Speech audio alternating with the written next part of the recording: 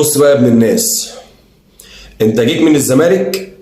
الناس كلها او الجمهور الزمالك كله كان ضدك، فاحنا وقفنا في ظهرك عشان جيت طبعا في اعظم نادي في الكون، ده الطبيعي.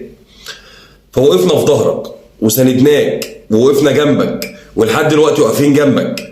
فيا ابني الناس سيبك من الشو وسيبك من لقطة الجمهور وسيبك من شفت غزالة وسيبك بالكلام ده كله.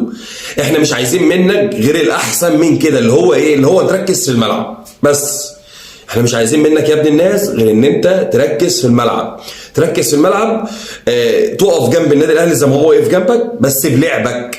يعني عايزينك تركز في التمرين بتاعك وفي اللعب بتاعك وبس. سيبك بقى من لقطه الجمهور دي، الله يبارك لك، وسيبك من لقطه الشاشه اللي انت عمال تعملها ديت. بجد احنا هيتحفل علينا 50 سنه قدام بسبب نومه الكابتن العالمي رامي ربيعه.